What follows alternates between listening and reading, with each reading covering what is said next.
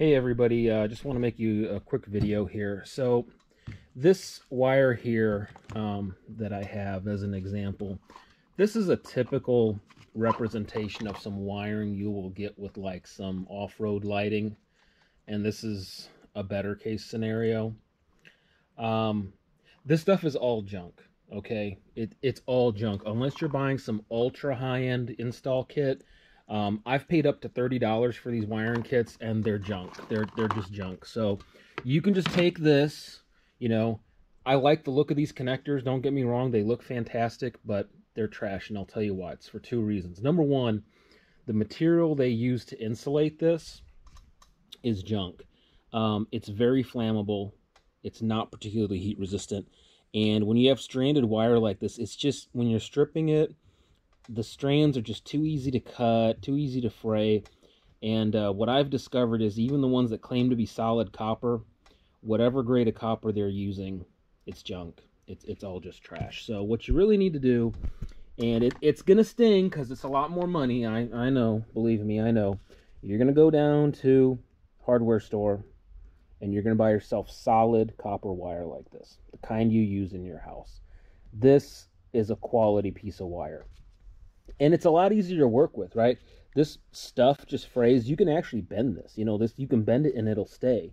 You can route this somewhere and it'll actually stay put. And the, insulating material is much higher quality. This stuff burns real easy. This stuff not so much, because this has to be, rated to a certain extent for like commercial use and stuff. So that's number one. These wires are trash. You need to get something heavier like this, like a commercial house grade wire. And this is going to handle a heck of a lot more amperage than this stuff is. So you get proper wire and you get a proper switch, and you don't need to put in a relay, because these kits usually come with a relay, and they're trash too. They're just little junky, cheap Chinese relays.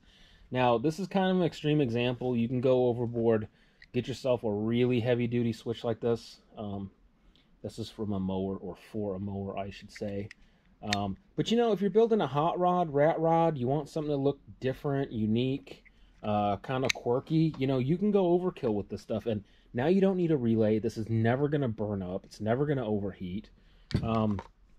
Or get yourself a toggle switch like this. Now, this is kind of on the low end. This is rated at 20 amps. I would really say 30 to 50 amps to be on the safe side, and they're not expensive. You can find these for 50, 60, 70 amp toggle switches for under 10 bucks. You just got to look online. It might be eBay, it might be Amazon, it might be at your local hardware store, whatever. But they do make switches that are going to handle the amperage that you're going to need. And so, if you're putting on, let's say, 4, 5, 6 different light bars, or lighting underneath your car, whatever, just get a proper switch. Get a proper switch and proper wires. This stuff, I mean, it's just so junk. It frays so easy, especially when they come kind of pre-made like this, where they're crimped together. I mean, dude, look at that. I mean, there's hardly any copper in contact in that crimped area, compared to, a proper house wire. I mean, it just doesn't even compare. More amperage, more safety. It's better everything. You get the stuff by the roll, you go buy 100 feet of it, you're going to be set for years, and go buy some heavy duty switches.